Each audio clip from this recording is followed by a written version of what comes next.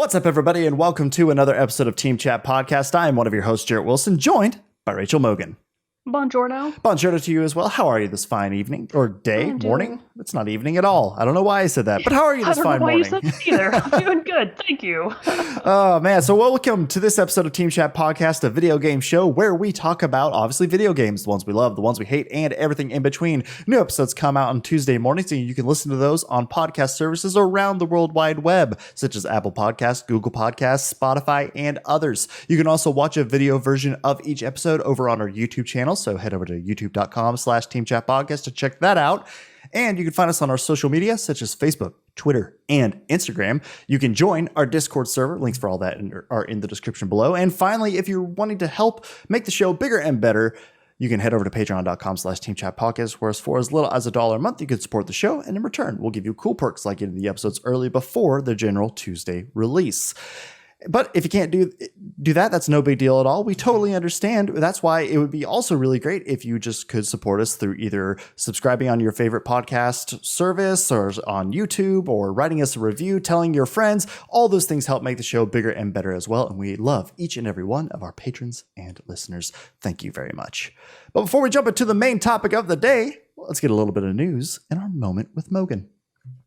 Gonna blast through these because there's a lot of them to catch up on. Okay, so as of April 30th, all of the following came out. Call of Duty Modern Warfare 2 Campaign Remastered for Xbox One PC. Levelhead came out for Xbox One, Switch, PC, iOS, and Android. Streets of Rage 4 for PlayStation 4, Xbox One, Switch, and PC. As of May 1st, so just if you missed it over the weekend, Arcade Spirits for PlayStation 4, Xbox One, and Switch. Zombie Army 4 Dead War for Stadia only, ? And then coming out as of this episode's release day on May 5th, we've got Forza Street for iOS and Android, John Wick Hex for PlayStation 4, Population Zero for PC, Someday You'll Return for PC as well, and then coming very soon on May 7th, you've got Lonely Mountains Downhill for the Nintendo Switch, Sonic at the Olympic Games Tokyo 2020 for iOS and Android. #awkward. Void it's in the title now. They changed it, didn't you know? Oh, yeah. It's got to be the 2021 now. No, I mean they added the #awkward to the title. Oh, I see. They were like, whoops. Whoops-a-doodles. Whoops-a-doodles. Void Bastards for PlayStation 4 and Nintendo Switch. Wavy the Rocket for PC. There's a lot coming out on May 7th. And then very shortly after that on May 12th, we've got Star Wars Episode 1 Racer for PlayStation 4 and Switch. Ooh, that one actually got pushed, I saw. Oh, did it? Never yeah, mind then. It's like May. I mean, it's still coming out in May. It's just like May 26th now. Or whatever. We pushed it like 2 weeks. I know. I was sad though. I was wanting it closer on the May 12th. But hey, like we always say, delayed game is better than a rushed one. So there we go. I'm not complaining at all. Oh, I'm complaining a little bit, but I mean, still, I'm excited. But yeah, all this. You complain. I mean, I'm still human. I have faults. But so I know last week we did our Monster Hunter World stream, which thank you to everybody who came out and watched that with us. That was a lot of fun going through there. Once we got through, I will say, once we got through the Zora Magdaros fight, it was a lot of fun. Because that Zora Magdaros one, we were both so confused. Yeah. Oh my god, it takes for freaking ever. A very unfortunate fight. Yeah, but still, it was fun jumping back into that game. It'd been months since I'd played it, really. So it was fun to play it. And the first time that you and I got to play it together, too. So that was a lot of fun. But so since we did that, and that was what we were doing last week, what have you been playing this week? Or what are you looking forward to playing soon? I have obviously, I'm not looking forward to playing anything for the foreseeable future. It's gonna be a while before I get any new games because I've already got so many to play. I know. I've actually circled back to Splatoon 2. Oh, nice. So I realized that it's been 3 years since the game came out and that Nintendo or the Splatoon team already technically ended support for it. So, the last time they did any new weapons or any new maps or anything like that, a major new update for the game was, I think, over a year ago. Oh, wow. Maybe just under a year ago. I'm not exactly sure when they cut it off, but the last Splatfest was at least a year ago. So jumping back into Splatoon is both very fun and a little frustrating because I have lost all of my game sense for that game. And I am now trashed here at it, and it's just been a bit of a slog to get my bearings again. That might have to do with the fact that coming back into Splatoon 2, I decided to turn off motion controls Oh, because I okay. used to always play with the motion control, like even in the Pro controller. Right, yeah, So because I remember yeah. you gave me shit for not using the motion controls when I Yeah. started playing Splatoon 2. So I started trying to play it without the motion controls, and I'm still not entirely sure that that's the best move for me because, like I said, I'm doing bad. But part of that might just be because I've been trying new weapons that I haven't really tried before, and I'm not very good at them. And also, I just don't really. I have to really learn how to play as a member of a four-person team again. And it's been really helpful to kind of actually watch videos about like get good at Splatoon 2 and learn a bit more about the game Yeah. that I never really knew in the first place, which is primarily that I needed to rethink how the weapons are kind of classified within Splatoon because you don't really have like abilities per se. You've got sub Right. weapons that come with whatever weapon you've got, and then the weapon has like an ultimate move, of course. But as outside of that, it's not like you have special skills or anything. Your character is your weapon, basically, just depending on what you've chosen to play. And I've been learning a lot about how, like, certain weapons are much more front and center, like pushing ahead into enemy territory. Others are more mid-ground. They're kind of like holding down the fort.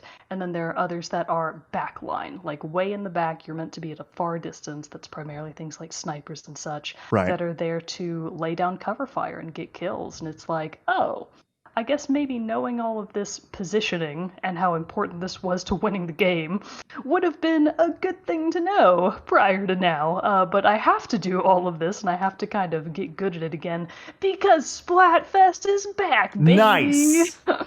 Specifically because of quarantine, Nintendo and the Splatoon dev team decided, sure, we'll give them one more Splatfest. Hell yeah. So technically the last one happened about a year ago, and it was Team Future versus Team Past. And they were like, yep, this is the last one ever. Everybody stop counting on more. And then they're like, okay, we'll give them one Fine, more whatever. just because. But it's actually like a throwback Splatfest, so they're reviving Team Mayo, so Team Mayonnaise, versus Team Ketchup, which is the very first Splatfest that they did for Splatoon 2. So obviously, I'm going to be Team Ketchup again. I don't care that we lost last time. We're going to bring it back this time, baby. Return of the Ketchup. Return of the Ketchup. And it's just like, I love that the community support and the community presence was there enough to warrant a new Splatfest. Nice. So that is going to kick off at 3 p.m. Pacific time on May 22nd, and it's going to last through May 24th at 3 p.m. Pacific time, which I think is 48 hours as opposed to the 24 hours that they used to be. So they. Well, I mean, if you're extended bringing it back for a special reason, might as well make it be extra long. Yeah, so that's heckin' awesome. I love it. And then prior to that, going on right now, so you're actually just now hitting the very end of it, there's currently a free special demo of Splatoon 2 available on the nice. Nintendo eShop right now. It does end on May 6th, so you've got today and tomorrow to still play the game. But that free demo does include basically most of the game's key play modes, which is Turf War, Ranked Battle, and Salmon Run.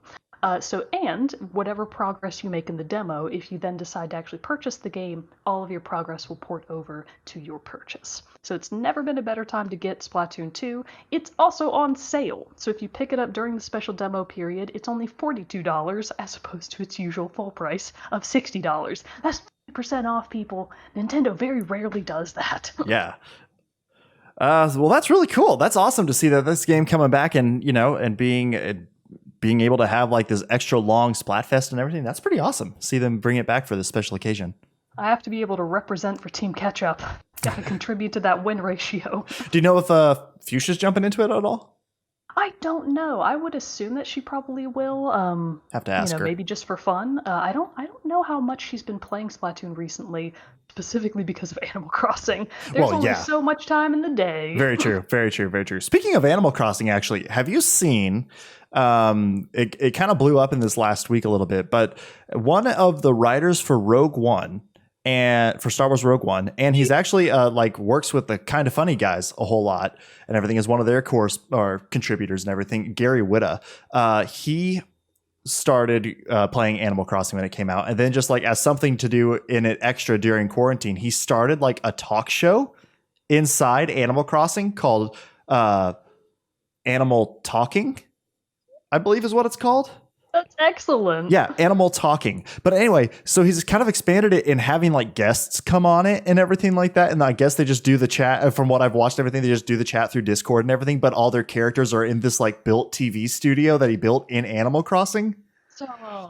But so earlier this week, Gary Whitta actually tweeted at Reggie Fils-Aimé and was like, "Hey, I'm doing this show." After it kind of started blowing up, it's like, "Hey, I'm doing this show. What would it take to get you on?" And Reggie responded and said, "Hey, Gary, DM me. I'm very interested to learn more." So Reggie Fils-Aimé might actually show up on this.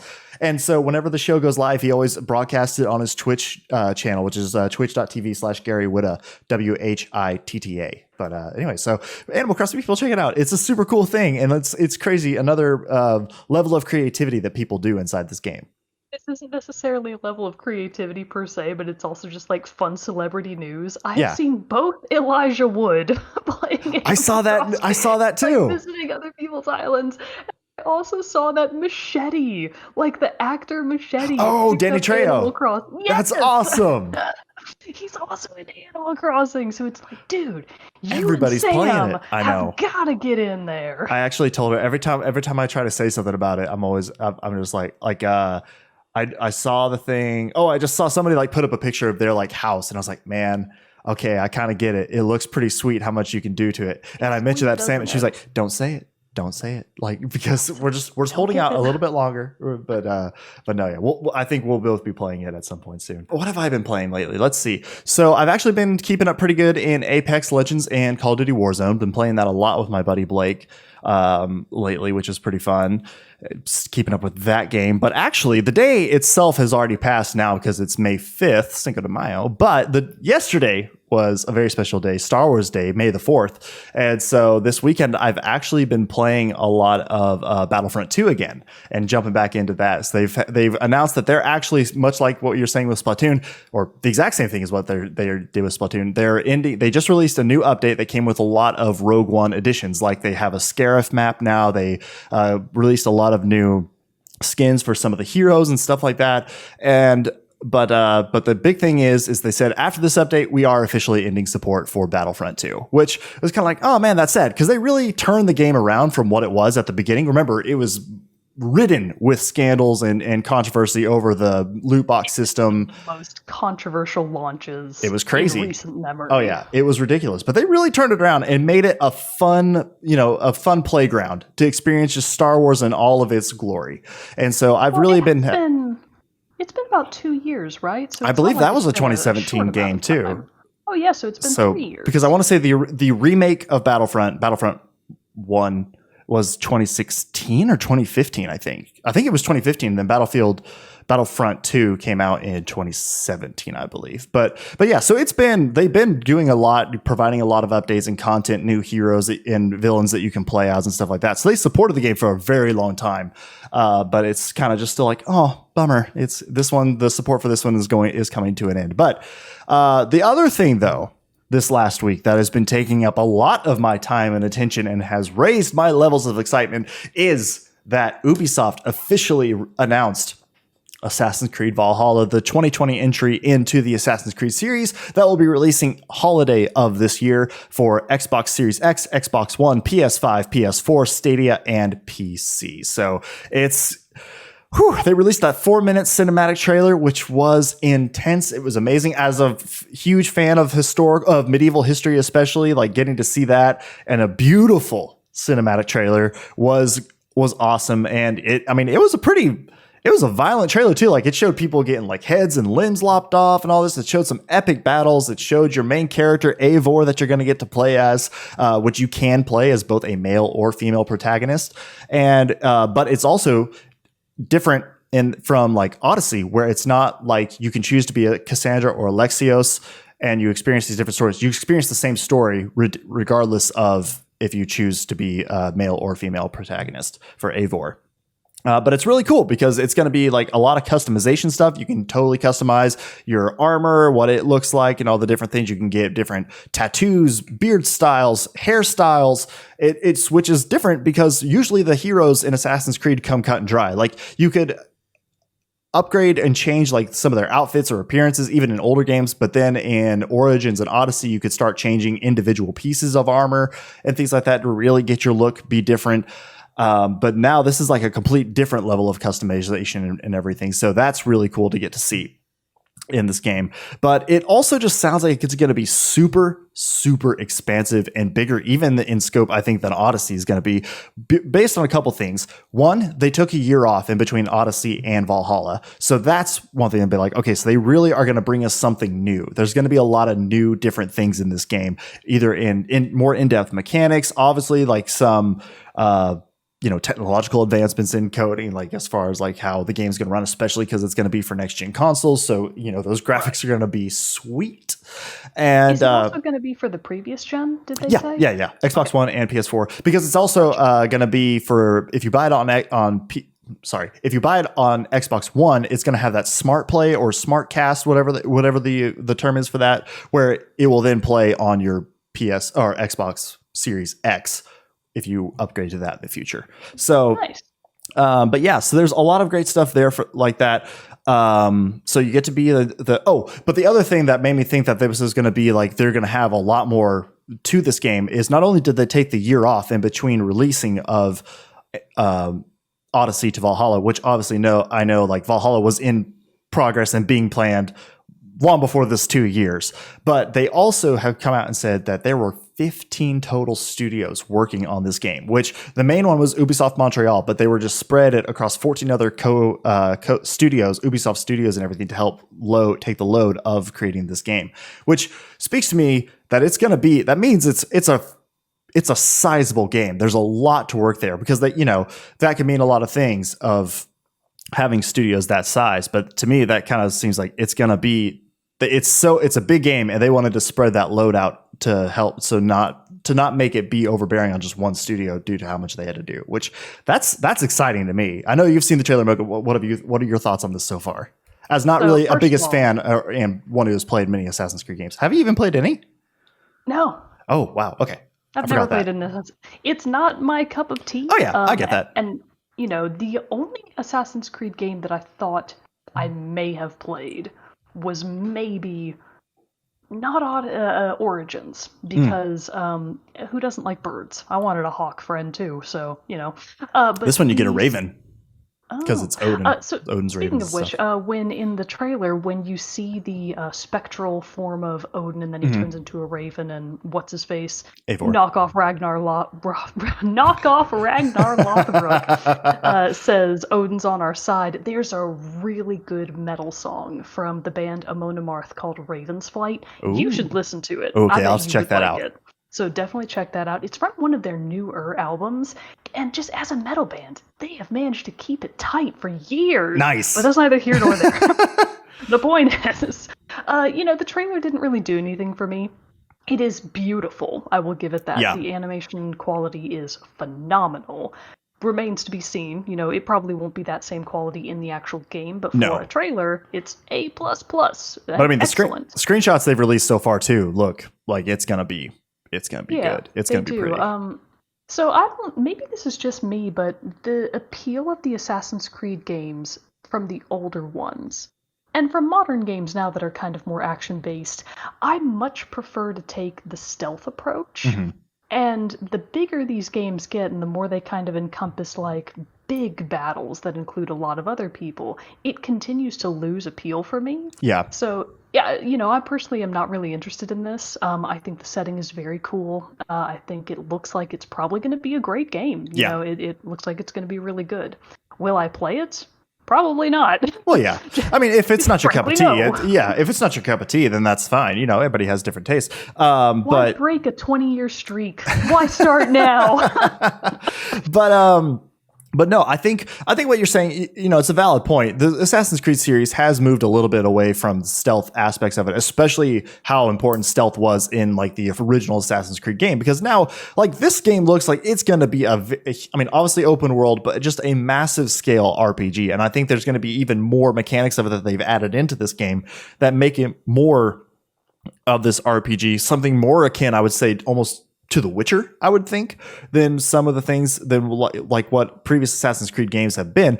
I mean, I assume it's going to still play it. I'm going to be like, oh, this feels like Assassin's Creed or what I've experienced with Origins and Odyssey, because the series has made a transition in from what it was in the beginning to what it is now.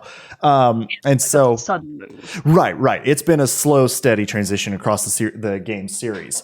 But I think just one of the big things, though, that really makes me think it's going to be different, it's going to have more systems and mechanics, is that you're going to have a settlement that you can grow and expand. You can build buildings in it, which give you various buffs. Like it says on the website, if you build a barracks, it helps your units fight stronger. So that to me shows that it's going to build off of this system, because, obviously the Vikings are very well known for their raids and their coastal raids and all this stuff, being very quick, being able to move and across the sea. So you're going to have your longboats and different stuff like that. So I'm sure like you build docks, that increases your boat travel time. It gives you upgrades for your boats.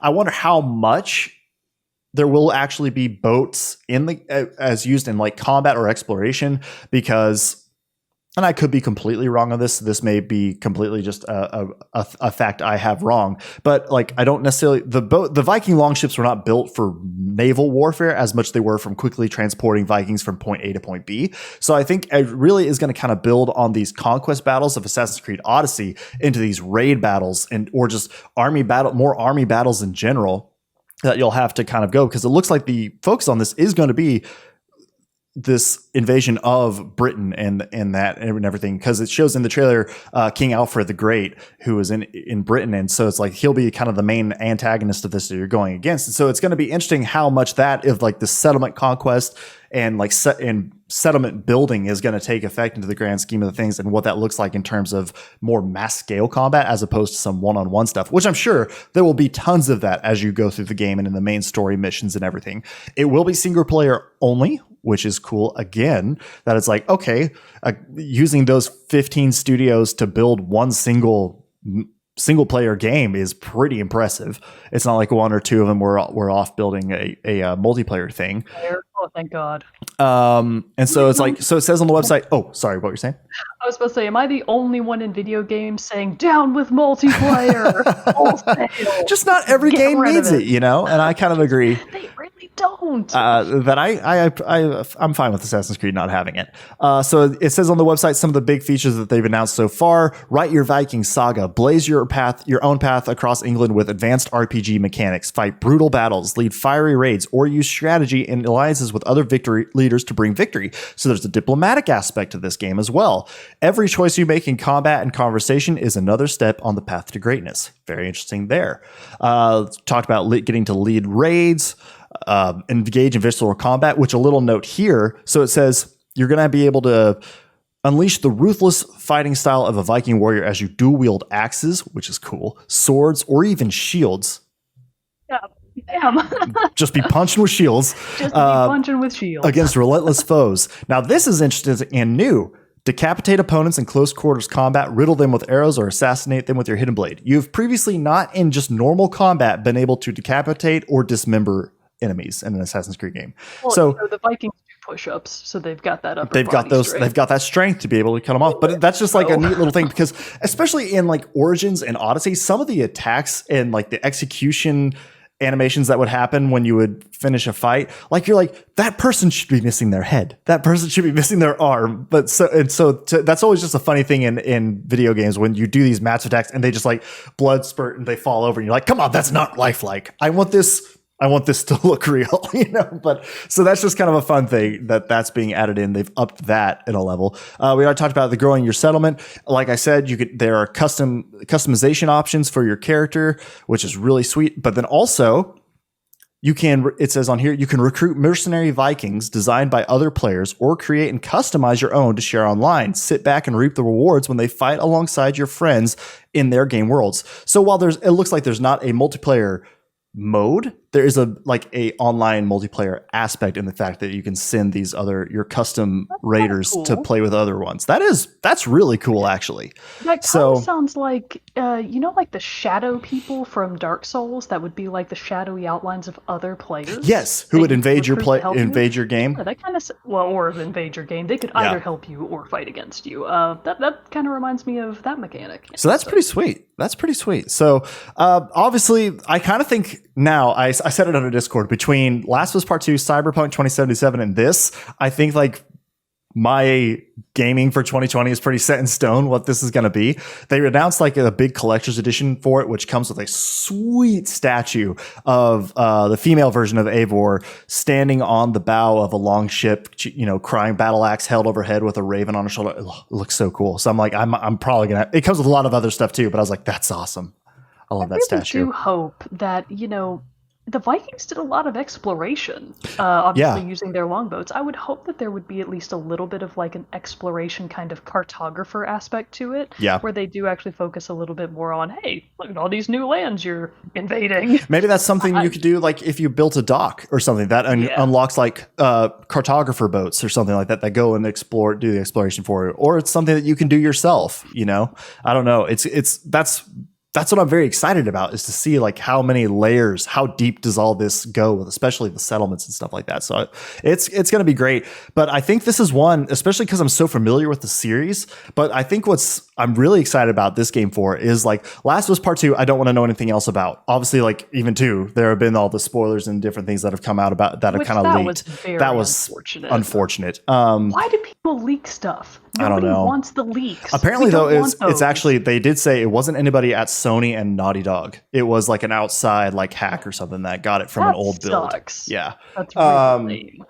And so, I obviously don't want to know anything about that one. Cyberpunk 2077, I kind of want to like keep an eye on in terms of like what all I can do. But that one too is going to be such a new experience that I'm kind of like, I really don't want to know much about that. But because I'm such a big fan of the Assassin's Creed series and have played so much of them, I think this is the game for this year that I'm going to really just like look for every piece of information so I can know everything there is to do in this game when I start playing and get the biggest, best experience out of it. And I think that's what makes me super excited for this game now, knowing that it's officially here. Plus, too, the reveal for this was like one of the most unique and awesome reveals of a game that I've seen, because the day before the trailer came out, Ubisoft went live in the morning with the artist Boss Logic doing a live stream of him creating the reveal artwork, or the Assassin's Creed Valhalla official artwork that has Eivor standing in the middle holding an axe and everything. And you see like the long ships on the sea on one side and then Vikings fighting soldiers on the other. And it was just super cool. It was like an 8+ hour live stream of just Boss Logic in Photoshop creating this. And it had Assassin's Creed music playing under it and everything, and then also would have like trivia about the Assassin's Creed series and like Vikings in general, and so you could get those for like in-game rewards and stuff like that. So it was really cool. But I watched a lot of the live stream of just him doing that on the Photoshop, and it was pretty badass. So I'm excited about this game. I think there's going to be a lot of really cool stuff to learn, and I think this one is going to really push the envelope for what an Assassin's Creed game should be, and I'm pretty damn excited about it. Well, I will be happy for you. But that's pretty much all I had to talk about for this episode. Anything else you wanted that you've been playing or anything like that in the last week that you wanted to? No? I did join a special Discord server for specifically to track Animal Crossing turnips. Oh, nice. So I'm part of like a group now that is solely there to make a profit. That's awesome. But that's about it. Very cool. Well, before we go, we do have to do our soundtrack spotlight, which we wanted to use another one submitted from one of our listeners. Green Leader 87 submitted this over on our Discord, and it's music from Beyond Good and Evil. The Hylian Suite is the song that we're going to be featuring today. And so the Beyond Good and Evil soundtrack was composed by Christoph Harral. And so we're going to be listening to that after the close of the episode, which is now. Thank you for joining us for this episode of Team Chat Podcast, everybody. If you're excited to hear about us, to learn more about the Splatfest or Assassin's Creed Valhalla, we'd love to hear your thoughts on those. So send us an email at teamchatpodcast@gmail.com. Oh, one quick other thing too. If you have a soundtrack that you would like for us to feature in the soundtrack spotlight, send that to us as well. teamchatpodcast@gmail.com. Join our Discord, drop it to us there, mention it to us on social media. However, of any of the ways to get in contact with us, let us know. We'd love to feature some cool video game music at the end of these episodes. So, but yeah. Can't remember where I was going with that, but basically we're done for the day. Stick around for the song for the Hylian Suite from Beyond Good and Evil 2. We will see you all next week for a great new episode. Until then, I'm one of your hosts, Jerrett Wilson, joined by Rachel Mogan. Peace out. We'll see you all next week. Stick around for the song.